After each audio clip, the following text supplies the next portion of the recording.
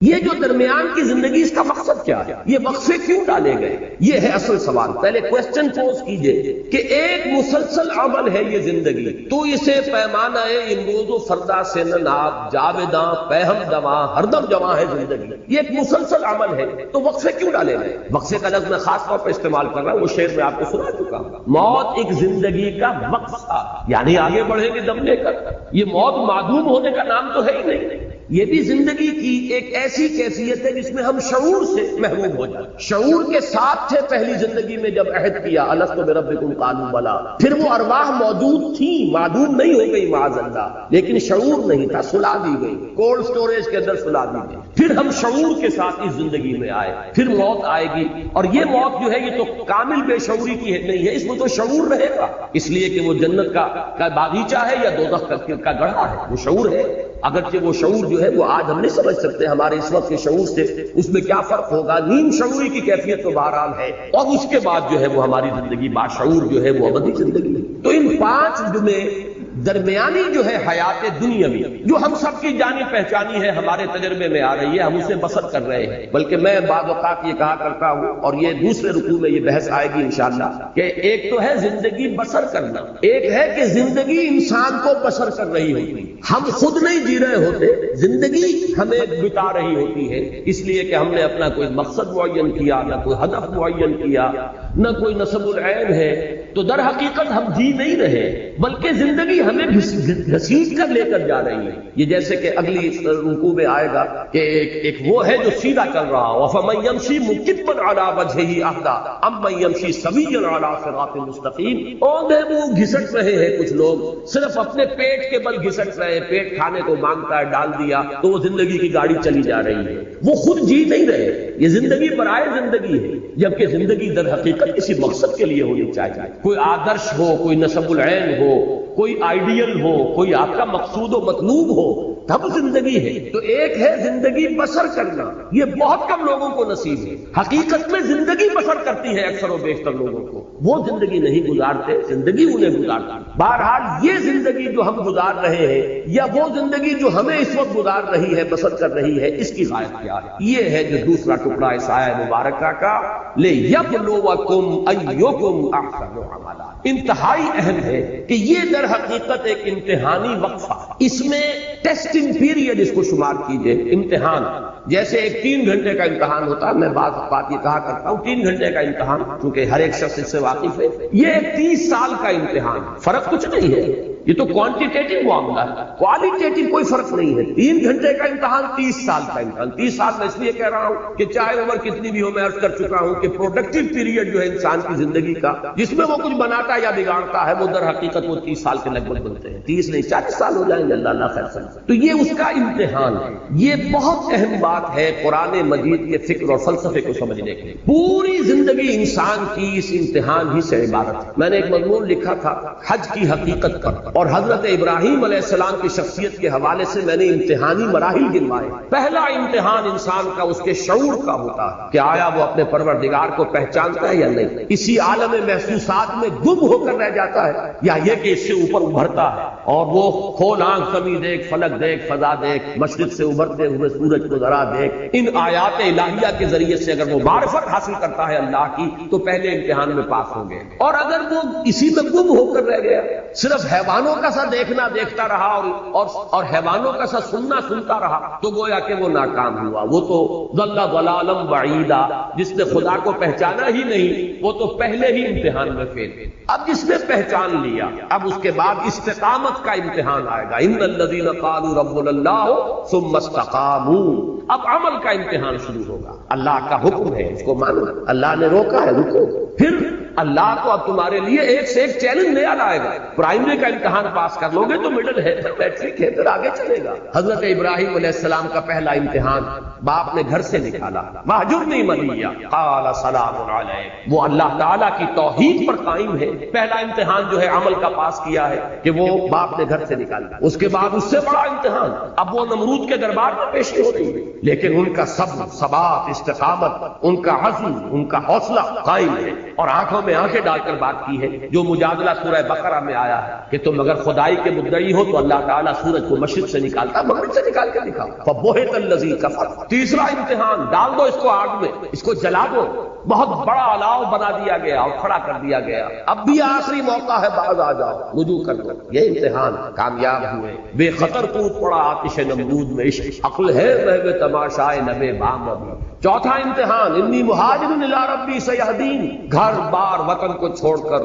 بالکل سمجھیے ان ولڈرنس نکل گئے ہیں، اس لیے کہ اس وقت کی دنیا کا تصور کیجئے، آج سے 4,500 سال قبل کی دنیا، کہاں معلوم تھا کہ کہاں جا رہے ہیں، کیا حالات ہوں گے، کہاں پر ہمیں کوئی ہوٹل بنے ہوئے ملیں گے یا سرائیں ملیں گی، لیکن نکل گئے۔ پھر پوری زندگی مہاجرت میں ہے، آج یہاں ہے کل وہاں ہے۔ اور آخری امتحان جس پر کہ میں نے الفاظ لکھے ہیں کہ اس سے بڑی کامیابی اور کوئی نہیں ہو سکتی کہ ممتحن پکار اٹھے کہ بھائی امتحان واقعتاً بڑا کڑا تھا، وہ جو فرمایا گیا ہے کہ اب اپنے بیٹے کو 100 برس کا بوڑھا جس نے دعائیں مانگ مانگ کر بیٹا لیا تھا، اور اب وہ بیٹا 13 برس کا ہوا ہے، فلما بلغ معه السعی، جبکہ وہ بھاگ دوڑ کے قابل ہوا ہے، جبکہ بازو بن گیا ہے بوڑھے باپ کا۔ اور اچھے الفاظ وہاں پر میرے قلم سے اس وقت نکل گئے کہ وہ بوڑھا باپ دیکھ دیکھ کر جی رہا ہوگا، بیٹے کو جوان ہوتا دیکھ رہا ہے، میرے مشن کا علم بردار، میرے کام کو آگے لے کر چلنے والا، میرے دست و بازو بننے والا اللہ نے مجھے عطا فرمایا ہے، ولی عطا فرمایا ہے، ساتھی عطا فرمایا ہے۔ آخری امتحان جو ہے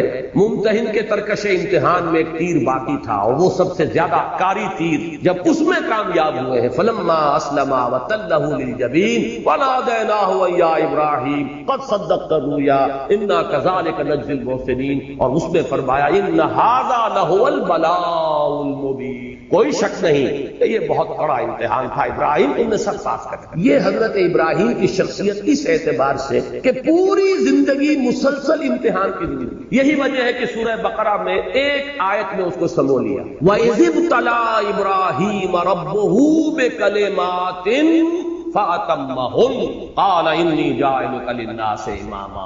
یاد کرو جب کہ اللہ نے امتحان لیا، ابتلا کیا، آزمایا ابراہیم کو بڑے بڑے امتحانات میں، کلمات، اس لیے کہ یہ تفخیم کے لیے ہے، تنکیر نکرہ کا لفظ، بڑے بڑے امتحانات میں سے گزارا، اور جب وہ ان تمام میں پورا اترا تب کہا انی جاعلک للناس اماما، اب میں تمہیں پوری نوع انسانی کا امام بنا رہا ہوں۔ اس مقام پر فائز ہونے کے لیے وہ تمام ٹیسٹ جو ہے وہ پاس کرنے پڑے حضرت ابراہیم کو علیہ الصلوۃ والسلام۔ تو در حقیقت پوری زندگی امتحان، یہی امتحان ہے کہ جو اب آپ پر دنیا کی جو کیفیات عدلتی بدلتی رہتی ہیں، کبھی فراخی ہے، کبھی تنگی ہے، کبھی صحت ہے، کبھی بیماری ہے، کبھی مفلسی ہے، کبھی تمنگری ہے، کبھی حالت خوف ہے، کبھی حالت امن ہے، کبھی اللہ نے چھپر پھاڑ کر کچھ دے دیا ہے، اور کبھی اچانک جو کچھ تھا چھین لیا۔ یہ سب کیا ہے؟ امتحان ہے۔ چنانچہ سورۃ الفجر کے اندر جو مضمون آیا ہے کہ فَأَمَّا الْإِنسَانُ إِذَا مَا ابْتَلَاهُ رَبُّهُ فَأَكْرَمَهُ وَنَعَمَهُ فَيَقُولُ رَبِّي أَكْرَمَنِ وَأَمَّا إِذَا مَا ابْتَلَاهُ فَقَدَرَ عَلَيْهِ رِزْقَهُ فَيَقُولُ رَبِّي أَهَانَنِ كَلَّا، انسان کا بڑا مغالطہ ہے، بڑے دھوکے میں آ جاتا ہے جب اس کا رب اسے آزماتا ہے، آزمانے کے لیے اسے دولت دیتا ہے، نعمتیں دیتا ہے، وہ سمجھتا ہے میرے رب نے مجھے عزت دے دی۔ عزت نہیں ہے، امتحان ہے خدا کے بندے۔ اسی طریقے سے جب وہ امتحان لیتا ہے دوسری شکل میں، وَإِذَا مَا ابْتَلَاهُ فَقَدَرَ عَلَيْهِ رِزْقَهُ، اس پر اس کے رزق کو تنگ کر دیتا ہے، ناپ تول کر دینے لگتا ہے حساب کتاب سے، تو کہتا ہے ربی اہانن، میرے رب نے تو مجھے ذلیل کر دیا۔ نہیں، یہ ذلت نہیں، وہ عزت نہیں، یہ ذلت نہیں۔ عزت اور ذلت کا فیصلہ تو قیامت کے دن ہوگا، ذالک یوم التغابن، جس کو اس دن جس کا اعزاز ہو گیا وہ ہے عزت والا، اور جو اس کو ذلیل ہو گیا اور عذاب مہین کے اندر مبتلا کر دیا گیا وہ ہے جو ذلیل ہو گیا۔ باقی اس دنیا کی زندگی میں یہ کیفیت بھی امتحان کی ہے، وہ کیفیت بھی امتحان کی، تو اس پورے کے اوپر، زندگی کے اوپر اس کو پھیلائیے کہ در حقیقت یہ حیات دنیاوی جس کو ہم اپنی غلط فہمی میں زندگی کہہ بیٹھتے ہیں، یہ زندگی نہیں، یہ 3 زندگیوں میں سے ایک زندگی ہے، بلکہ 5 زندگیوں میں سے ایک زندگی، اس لیے کہ موت بھی ایک طرح کی زندگی ہے، بے شعوری کی زندگی ہے در حقیقت موت، معدوم ہونے کا نام تو ہے ہی نہیں۔ تو 5 وقفے ہیں جن میں یہ درمیانی وقفہ ہے جو ہم یہاں بسر کر رہے ہیں، اور اس کی حیثیت ایک امتحانی وقفے کی ہے۔ تو میں نے جو دوسرا شعر کہا تھا علامہ اقبال کی اس نظم میں، وہ اس نظم کا آخری شعر ہے، قلزم ہستی سے تو ابھرا ہے مانند حباب، اس دیا خانے میں تیرا امتحان ہے زندگی. یہ امتحان کا ایک پیریڈ ہے. اور بڑا پیارا ایک شعر کہا ہے، تو عرصہ محشر میں ہے پیش کر غافل عمل کوئی اگر دفتر میں ہے، کہ تم سمجھتے ہو کہ وہ حشر جو پھر بعد میں ہوگا وہ تو در حقیقت حشر کا ظہور ہے. اصل میں عرصہ محشر میں ہم اس وقت، عرصہ ہے یہ عرصہ نہیں ہے، لفظ عرصہ کہتے ہیں میدان کو، عرصہ محشر میں ہے. یہ پہلا مصرع پورا کیا ہے؟ یہ گھڑی محشر کی ہے تو عرصہ محشر میں ہے پیش کر غافل عمل کوئی اگر دفتر میں ہے. یہ زندگی ہے اصل محشر. وہ محشر جو ہوگا وہ در حقیقت اس کے نتائج کے اعلان کے لیے ہوگا. اصل میں تو اگر کوئی عمل کا تو تمہارے دفتر میں ہے تو نکالو. برابر ہر کے اندر سینہ داری، سرود نالے آہ فغانے، جو تمہارے اندر ہے اسے باہر نکال کر پیش کرو. اس لیے کہ در حقیقت یہ حشر تو یہاں ہو رہا ہے. جیسے کہ آتا ہے حاسبوا انفسکم من قبل ان تحاسبوا. اصل میں تو محاسبے کے عالم میں اس وقت ہم اگر ہم پہچان لیں کہ ہمارا امتحان اب ہو رہا ہے، اور وہ جو نتیجے کے دن ہے وہ تو در حقیقت اس کا ظہور ہے، اس کے نتیجے کا. اصل تو ہم یہاں بنا یا بگاڑ رہے ہیں اپنی قسمت کو اور اپنے مستقبل کو اور اپنی ابدی زندگی. تبارک الذی بیدہ الملک وہو علی کل شیء قدیر الذی خلق الموت والحیاۃ لیبلوکم ایکم احسن عملا، تاکہ تمہیں آزمائے. اب یہ نوٹ کیجئے، یہ جو لفظ ہے یہ بلا یبلو، یہ ثلاثی مجرد میں بھی آیا ہے. لیبلوکم ثلاثی مجرد ہے. یہی پر ابلا یبلی بھی آتا، لیبلیکم منہ بلاء حسنا. ابلا باب افعال سے بھی آتا، پھر باب افتعال سے کثرت آیا ہے. نبتلی ہے، یبتلیکم، ان اللہ مبتلیکم بنہر. تو یہ جو لفظ آتا ہے باب افتعال سے، تینوں کا مفہوم ایک ہی. بہت سے الفاظ جو ہے وہ مختلف ابواب میں آنے کے بعد مفہوم کچھ بدلتے ہیں، لیکن بلا یبلو، ابلا یبلی، ابتلا یبتلی، ان تینوں کا مفہوم ایک ہی ہے. لیبلوکم ایکم احسن عملا، تاکہ تمہیں جانچے، پرکھے، آزمائے کہ کون ہے تم میں سب سے اچھے عمل کرنے والا. اب اس کے حوالے سے میرا ذہن منتقل ہوا ہے فوری طور پر جو ڈارون کا نظریہ ہے، اس کے ضمن میں دو اصطلاحات آپ نے سنی ہوگی. اسٹرگل فار ایگزسٹنس، کہ یہاں دنیا میں اپنے وجود کو برقرار رکھنے کے لیے ایک اسٹرگل ہے، ایک مقابلہ ہے، ایک مسابقت ہے، ایک دوسرے کے ساتھ ہم زور آزمائی کر رہے ہیں اپنے آپ کو برقرار رکھنے. آپ کے پاس رزق کی مقدار محدود ہے، اب چھینا جھپٹی ہو رہی ہے. میں چاہتا ہوں میں آپ سے چھین لوں، آپ چاہتے ہیں میں مجھ سے چھین لیں. یہ ہے وہ اسٹرگل فار ایگزسٹنس. اور نمبر دو اصطلاح ہے سروائیول آف دی فٹسٹ. اس میں جو جتنا فٹ ہوگا وہ جیت جائے گا، وہ باقی رہے گا، اور جو کمزور ہے، انفٹ ہے، وہ معدوم ہو جائے گا، اس کا وجود نہیں رہے گا. جیسے کہ اقبال نے کہا ہے جرم ضعیفی کی سزا مرگ وفا جات. یہ جو بھی کمزور ہوگا، انفٹ ہوگا، معدوم ہو جائے گا. یہ ڈارون کے فلسفے میں یہ اسپیشیز جو ختم ہو گئی، بڑے بڑے حیوانات ہوتے تھے، ڈائنوسار وغیرہ، اب ان کا کہیں وجود نہیں. یہ کیوں ختم ہو گئے؟ کہ وہ اپنے آپ کو ماحول کے ساتھ سازگار نہیں کر سکے. جنہوں نے اپنے آپ کو ماحول کے ساتھ سازگار اور موافق بنا لیا وہ باقی رہے، جو فیل ہو گئے وہ ختم. تو میں نے یہ اصطلاحات صرف رکھی، اس فلسفہ پڑھانا جو ہے ڈارون کا یا اس کی نفی یا اس کا اس بات پیش نظر نہیں ہے. قرآن مجید نے لفظ استعمال کیا یکم احسن عملا. یہ سروائیول آف دی فٹسٹ نہیں ہے، بلکہ جو تم میں سے چناؤ ہے، فٹسٹ کو اللہ چننا چاہتا. اللہ تعالیٰ نے یہ تمام امتحان کی چھلنی لگائی ہے کہ تم میں سے جو بہترین عمل کرنے والے ہو انہیں وہ چنے. ایکم احسن عملا، تم میں سے کون ہے بہترین عمل کرنے والے. اب اس کی بھی بہت دور تک جو ہے بات جاتی ہے. علامہ اقبال نے ایک خیال ظاہر کیا ہے، اگرچہ مجھے اس خیال سے اتفاق نہیں ہے، لیکن فلسفے کا ایک نقطہ ہے. وہ یہ کہتے ہیں کہ ریزریکشن جو ہے یہ در حقیقت ارن کی جانے والی شے ہے. یہ ایسے ہی نہیں مل جائے گی. اگر آپ نے اس زندگی کے اندر اعمال صالحہ کے ذریعے سے اپنی خودی کو مضبوط کر لیا تو یہ خودی جو ہے اس پر موت کا کوئی اثر وارد نہیں ہو سکے گا، یہ سروائیو کرے گی. لیکن اگر عمل صالح کے ذریعے سے آپ نے خودی کو مستحکم نہیں کیا تو معدوم ہو جائے گا. اس لیے کہ پھر آپ کی حیثیت جو حیوانات کی ہے، جس طریقے سے کہ حیوانات کے لیے ریزریکشن نہیں ہے، اسی طریقے سے انسانوں کے لیے بھی نہیں. یا یہ کہ حیوانات کے بارے میں حدیث ہے کہ ان کو بھی دوبارہ زندہ کیا جائے گا، اور جو ایک دوسرے پر انہوں نے زیادتی کی ہوں گی، کسی نے کسی کو سینگ مارا تھا، کسی نے کسی اور کو لات نصیب کی تھی، اس کا بدلہ دلوا کر پھر معدوم کر دیا جائے گا. یہ حدیث ہے. اور ابھی میرے پاس ایک کتاب حال ہی میں آئی ہے، ناصر الدین البانی جو اس دور کے سب سے بڑے محدث ہیں، 4 بڑی والیوم میں انہوں نے الاحادیث الصحیحہ جمع کی. یعنی صرف صحیح ہے نہیں، دوسری کتابوں میں بھی جو حدیثیں کے صحت کے معیار پر پوری اترتی ہیں ان کو انہوں نے سب کو جمع کر دیا. اس میں اس حدیث کو بھی انہوں نے لیا کہ حیوانات کی بھی بعث بعد الموت ہے، ان کے ایک دوسرے پر زیادتیوں کا ایک دوسرے کو بدلہ قصاص دلوا کر پھر معدوم کر دیا جائے گا. یہ بات جو ہے مولانا مناظر حسن گیلانی نے بھی الدین القیم میں بڑی تفصیل سے اس پر گفتگو کی ہے اس کے آخری حصے میں.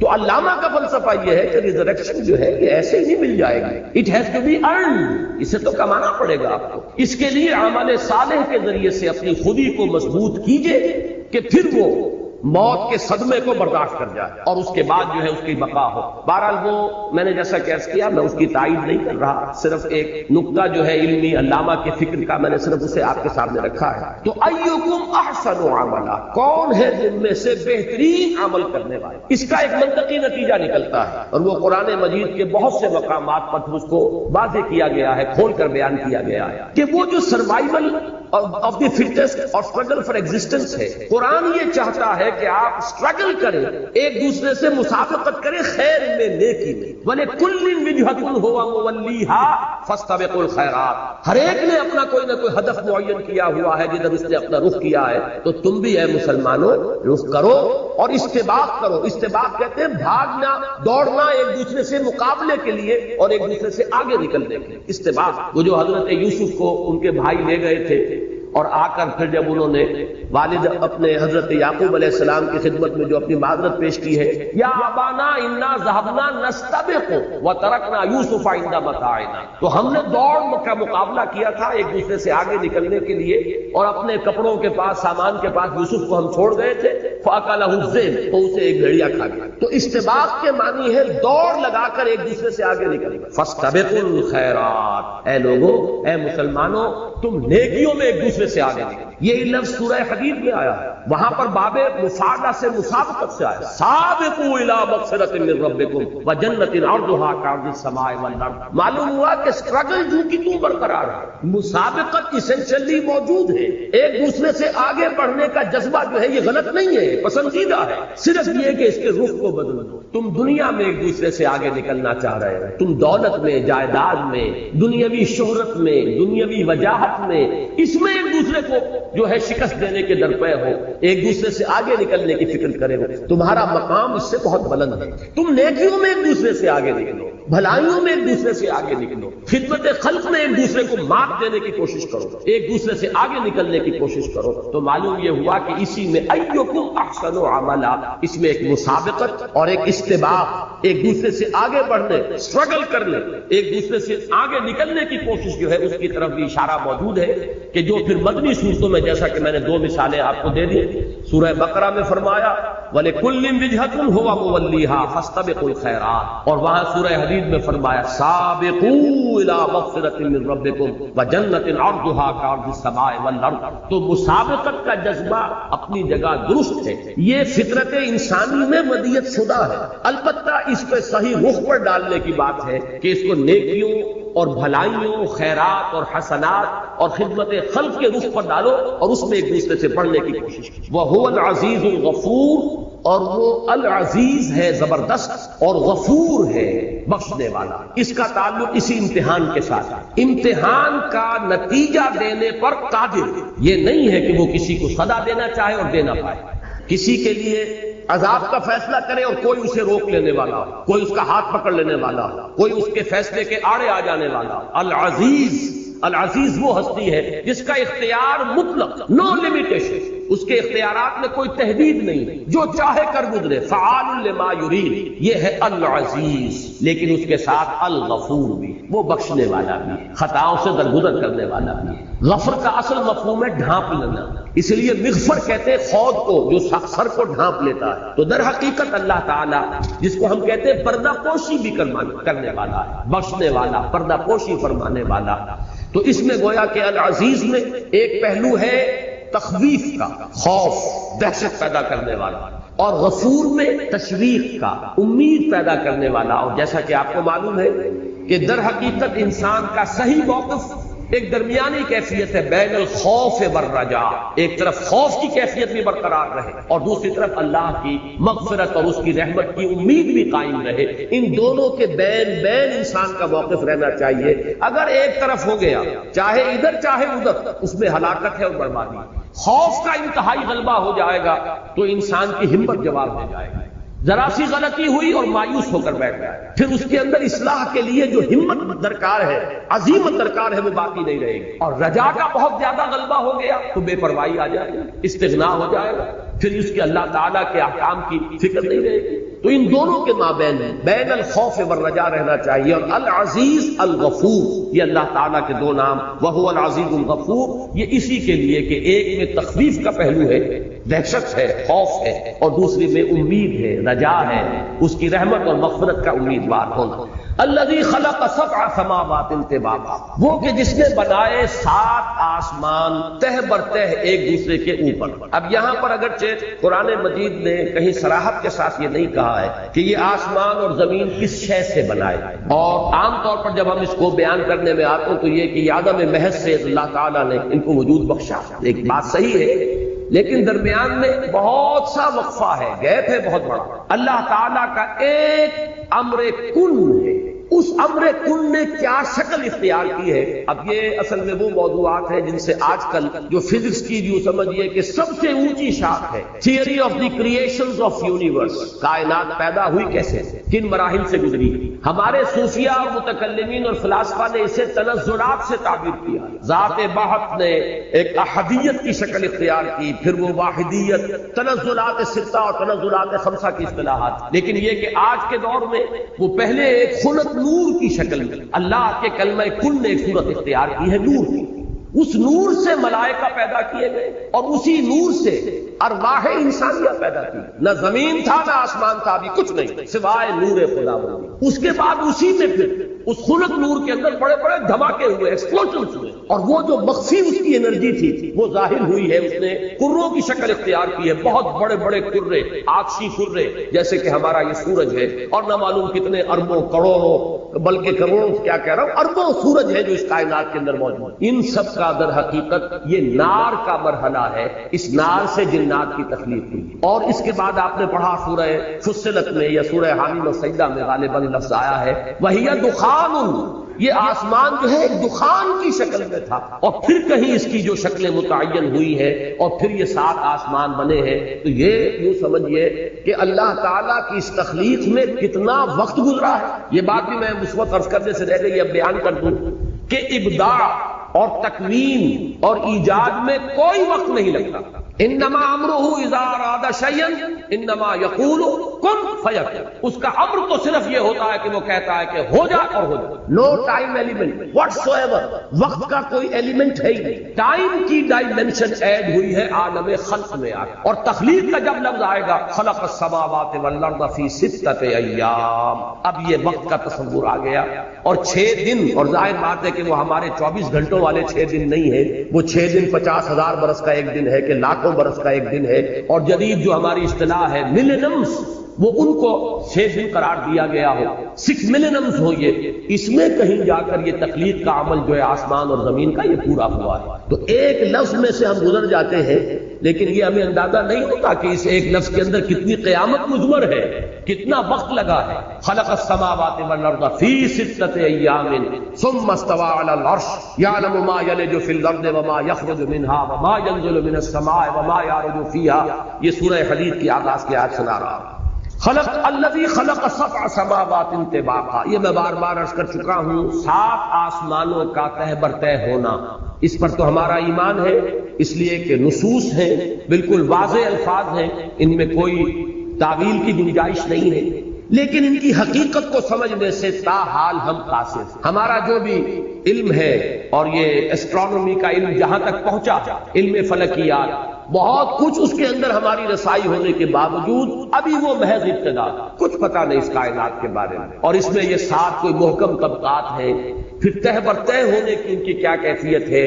تاحال ہمارا علم جو ہے، ہمارا سائنٹیفک نالج اس جگہ تک نہیں پہنچا کہ ہم اس کی حقیقت کو سمجھ سکیں. لیکن یہ کہ یقین ہے کہ جس رفتار کے ساتھ یہ علم جو ہے ہمارا سائنس سے علم بڑھ رہا ہے، وقت آئے گا کہ حقیقت کھلے گی، اور تب ہمیں یہ محسوس ہوگا کہ یہ تھے وہ الفاظ اور یہ تھا مفہوم ان کا، کہ گویا کہ جو کچھ اللہ نے کہا تھا 100% درست تھا۔ چنانچہ ابھی جس سورت کا میں نے حوالہ دیا تھا، سورہ فصلت یا سورہ حامیم سجدہ، اس کی آخری آیت یہ ہے، سنریکم آیاتنا فی الآفاق وفی انفسہم، سنریہم آیاتنا فی الآفاق وفی انفسہم حتی یتبین لہم انہ الحق، ہم انہیں دکھاتے چلے جائیں گے اپنی آیات آفاق میں بھی، ان کے اپنی جانوں کے اندر بھی، یہاں تک کہ یہ بات ان پر بالکل روز روشن کی طرح عیاں ہو جائے گی کہ یہ قرآن سرتا سر حق۔ تو جیسے جیسے علم ہمارا آگے بڑھ رہا ہے، قرآن مجید کی حقانیت جو ہے مزید مبرہن اور مزید مبین ہوتی چلی جا رہی ہے۔ ما تری فی خلق الرحمن من تفاوت، تم نہیں دیکھتے یا تم نہیں دیکھ سکو گے، ترا چونکہ یہ فعل مضارع عربی زبان میں حال اور مستقبل دونوں کو کور کرتا ہے۔ ما تری فی خلق الرحمن من تفاوت، تم رحمان کی تخلیق میں کوئی فرق نہ دیکھو گے۔ تفاوت کے لفظ پر غور کیجئے، یہ فوت سے بنا ہے، فوت میں کسی چیز کا کم ہو جانا، تفاوت باب تفاعل، اس میں ایک دوسرے کے ساتھ مقابلے کی شکل بھی آتی ہے، مبالغہ بھی آتا ہے۔ اردو میں ہم لفظ بولتے ہیں فرق و تفاوت، فرق و تفاوت کسی چیز کے اندر کمی بیشی اور فرق پیدا ہو جاتا ہے۔ اب یہاں مراد کیا ہے کہ تم کوئی تفاوت نہ پاؤ، حالانکہ فرق تو اللہ تعالیٰ کی اس تخلیق میں بو کلمونی رنگا رنگی، یہاں تو کوئی دو چیزیں یکساں ہی نہیں، انسانوں کی شکلیں مختلف، آپ کروڑوں انسانوں کو جمع کر لیجئے، دو انسانوں کی شکلیں آپ کو ایک جیسی نہیں۔